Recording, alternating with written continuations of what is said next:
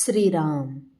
साधक हो, सध्या आपण सोमवार ते शनिवार श्री ब्रह्मचैतन्य गोंदवलेकर महाराज यांच्या परंपरेतील साखरखेर्डा येथील संत परमपूज्य श्री प्रल्हाद महाराज यांचे श्री देवीदास अमृत मोहरील लिखित संक्षिप्त चरित्राचा आस्वाद घेत आहोत. तसेच रविवारी श्री महाराजांच्या काही भक्तांचे अनुभव ऐकणार आहोत. भक्तांच्या विनंतीला मान देऊन श्री महाराज मंचकावर पहुडत असत. श्री महाराजांना विनंती करून आपण मंचकावर झोपवलं याचं खरं कारण काय असेल तर आपणाला झोप येत होती म्हणून. परंतु श्री महाराज खरोखर झोपले का? तर नाही, केवळ भक्तांचे समाधान करण्यासाठी व सर्वांना विश्रांती मिळावी म्हणून श्री महाराज मंचकावर काही वेळ निद्राधीन झाल्याचे भासवीत असत. अहो, अर्जुनाप्रमाणेच त्यांनी निद्रेवर विजय मिळविला होता. केव्हाही उठून पाहिले तर श्री महाराज उठून बसलेलेच दिसत. मंचकावर बसून त्यांचा जप चालू असे.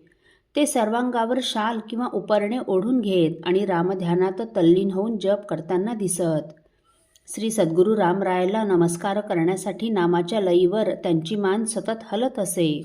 चालताना, बोलताना किंवा कुठलेही कार्य करीत असताना ते अखंड भावसमाधीत राहत असत.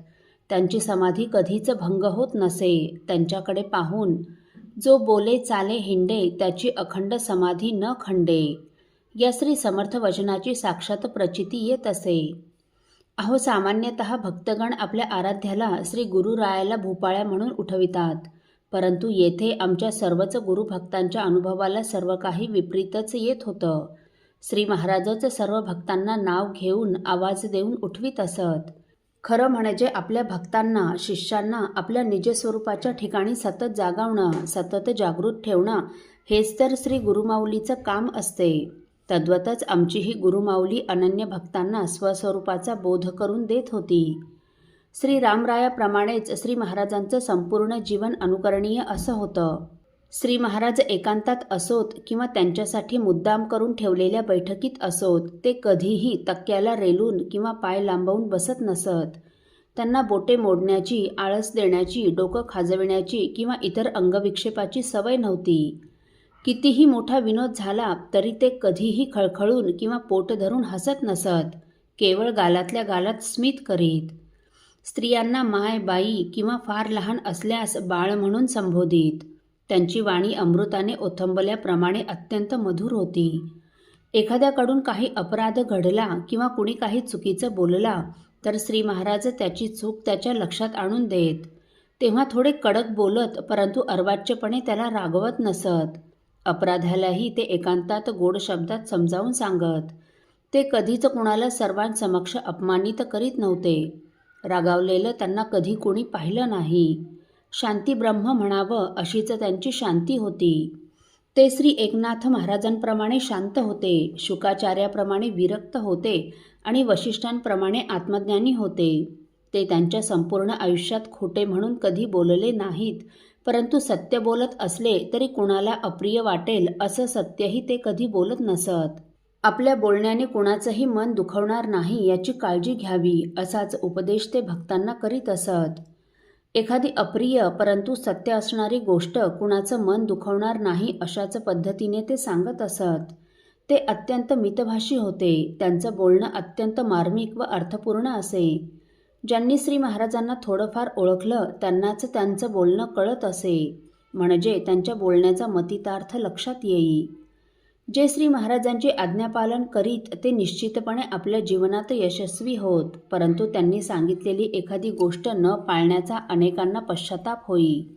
प्रत्यक्ष कृती करण्यावर त्यांचा भर असे. ते स्वतः आचरण करून नंतरच लोकांना उपदेश करीत असत. बोलण्यासारखे चालणे, स्वये करून बोलणे, तयांची वचने प्रमाणे मानिती जनी. या श्री समर्थ वचनाप्रमाणे बोलण्यासारखे ज्यांचे आचरण असते त्यांनी सांगितलेल्या मार्गाचेच लोक अवलंबन करतात आणि म्हणूनच हा श्री समर्थ ब्रह्मचैतन्य महाराजांचा संप्रदाय येथे रुजला, बहरला आणि भरभराटीस आला. त्यांनी आपल्या देहाला चंदनाप्रमाणे झिजवून हा संप्रदाय वाढविला. श्री महाराजांकडे रोज असंख्य भक्त येत. त्यात काही अनुग्रहित असत तर काही अनुग्रह नसणारे. ते आपल्या समस्या श्री महाराजांना सांगत असत. त्यातील बहुतेक समस्या ह्या प्रापंचिक तर फारच थोड्या पारमार्थिक असत. तेव्हा श्री महाराज पौराणिक किंवा व्यावहारिक दृष्टांत देऊन त्यांच्या समस्येचं निराकरण करीत. श्री महाराजांचं ऐकून त्यांना समाधान मिळत असे. संसाराची नश्वरता ते सर्वांना पटवून देत आणि या सर्व समस्येवर सर्वांना रामनाम हेच रामबाण औषध असल्याचं सांगत असत. श्री महाराजांनी ज्याला कुणाला एकदा आपलं म्हटलं म्हणजे तो त्यांचाच होऊन जाई आणि त्याला अतिशय दुस्तर असणारा हा भवसागर चिखलातून जाताना गायीच्या पायाच्या खुरामुळे तयार झालेल्या खड्ड्यात साचलेल्या पाण्याप्रमाणे तरून जाण्यास अतिशय सोपा होई. त्याच्यासाठी परमार्थाची वाट, मोक्षाची वाट अतिशय सुलभ होई. श्री महाराजांनी केवळ एका कृपाकटाक्षाने कित्येकांच्या भवरोगाचं निवारण केलं तर कित्येकांचं समाधान करून त्यांना या भवसागरातून सुखरूप पार नेलं. असो, साधक हो, परमपूज्य श्री प्रल्हाद महाराज सदा सर्वदा आपल्या सन्निध आहेतच, परंतु ते आपल्याजवळ कसे आहेत हे सांगणारी एक घटना आपण पुढील भागात ऐकणार आहोत. श्रीराम समर्थ.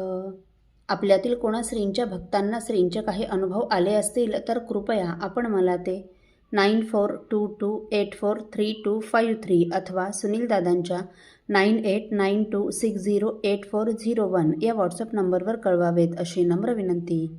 श्रीराम समर्थ.